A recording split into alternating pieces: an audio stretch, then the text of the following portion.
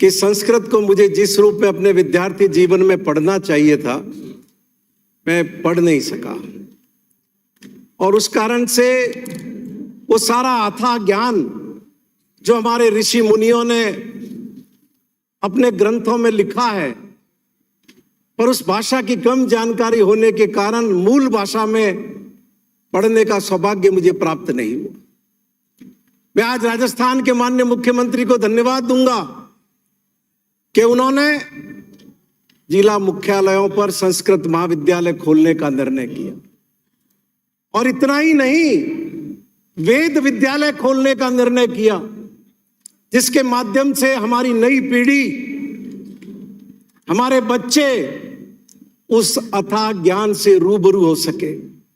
माननीय सभापति महोदय, मुझे याद आता है कि जब देश में कांग्रेस की पहली सरकार थी और वो ऐतिहासिक सोमनाथ मंदिर का जीर्णोद्वार हुआ था, पंडित जवाहरलाल नेहरू देश के प्रधानमंत्री होते थे और उस सोमनाथ मंदिर की प्रतिष्ठा के कार्यक्रम में तत्कालीन देश के महामहिम राष्ट्रपति डॉक्टर राजेंद्र प्रसाद स्वयं जाकर के उपस्थित हुए।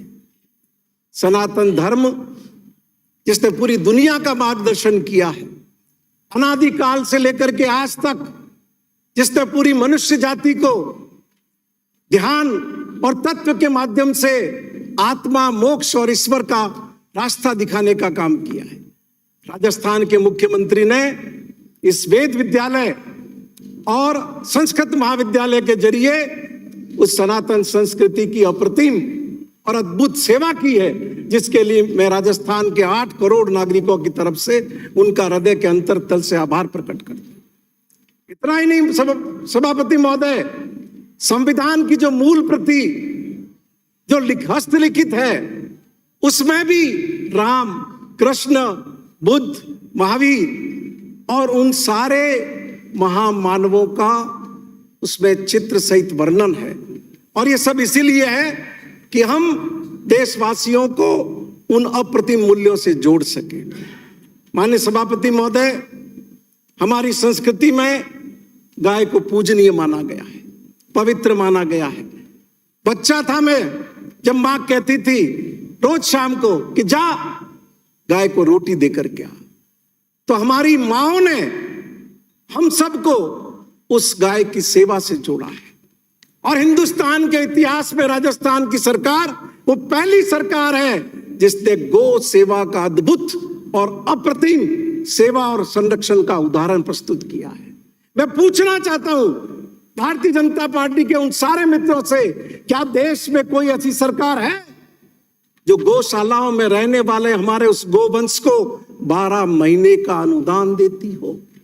क्या देश में ऐसी कोई सरकार है कि जो गौशालाओं में रहने वाली उन अपाहिज, निर्बल और बीमार गायों का 12 महीने का खर्चा उठा रही हो? और माननीय सभापति महोदय, मैं बीजेपी के उन मित्र जो धर्म का नाम लेकर के देश की भोली भाली जनता को गुमराह करने का काम करते हैं, मैं पूछना चाहता हूं कि अब मेरे आने के बाद जब भी खड़े हो या प्रतिपक्ष के नेता बात रखे, तब बताना कि गायों की सेवा के लिए 2014 से 18 तक तुम्हारी सरकार थी, वर्षवार इस सदन में विवरण प्रस्तुत करना कि तुमने कितना खर्चा किया और उन गौशालाओं को कितने महीने का अनुदान दिया। मैं निवेदन करना चाहता हूं आपको माननीय सभापति महोदय, 2018 में इनकी सरकार मात्र 305 करोड़ रुपए राजस्थान की गौशालाओं को अनुदान के रूप में खर्च किए थे, और ये सरकार 2021-22 में 876 करोड़ रुपए, 22-23 के अंदर 1518 करोड़ रुपए और 23-24 के अंदर 1787 करोड़ रुपए का प्रावधान राजस्थान की गौ माता की सेवा के लिए सरकार ने रखा है। 18 की सरकार की तुलना में 6 गुना। क्या भारतीय जनता पार्टी के तमाम साथियों का ये फर्ज नहीं बनता कि अगर गौ माता की सेवा में वो आस्था रखते हैं तो एक स्वर से, समवेत स्वर से राजस्थान के मुख्यमंत्री अशोक गहलोत का इस अनुपम, अद्वितीय और मानवीय कार्य के लिए उनका आभार व्यक्त करें, उनका अभिनंदन करें। सुनिए प्लीज, सुनिए, जब आपका टर्न हो बोलिए प्लीज। अब आपने अगर प्रश्न खड़ा किया है तो देश की जनता को इस बात की पर जवाब देना। वो कृपात्र जी महाराज जिन्होंने संसद भवन पर प्रदर्शन किया था, आज 10 साल हो गए मोदी जी की सरकार को आए हुए, क्या गौ माता को आपको राष्ट्रीय पशु घोषित नहीं करना चाहिए? क्या गौ माता की हत्या पर रोक के लिए आपको राष्ट्रीय कानून नहीं लाना चाहिए? लेकिन नहीं, आप राजस्थान में तो गौ माता की रक्षा की बात करेंगे और गोवा में जाकर के गौ माता को काटने की वकालत कर देंगे। और आपको इस बात के लिए शर्मिंदा होना चाहिए कि आपकी सरकार आने के बाद गौ मांस का निर्यात हिंदुस्तान के अंदर बढ़ा है, दुनिया के अंदर। माननीय सभापति महोदय, मैं निवेदन करना चाहूंगा आपको, हमारे मित्रों ने, प्रतिपक्ष के साथियों ने इस पवित्र सदन के माध्यम से इस तरह के गलत आंकड़े और गलत तथ्य और गलत तस्वीर राजस्थान की रखने की कोशिश की, जिससे राजस्थान की जनता का मनोबल गिरे।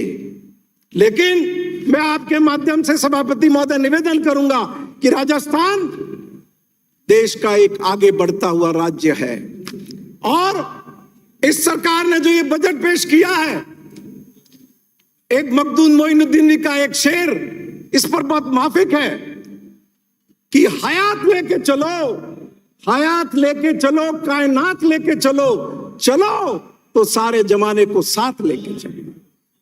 और यही अशोक गहलोत का ये बजट कहता है। माननीय सभापति महोदय, अब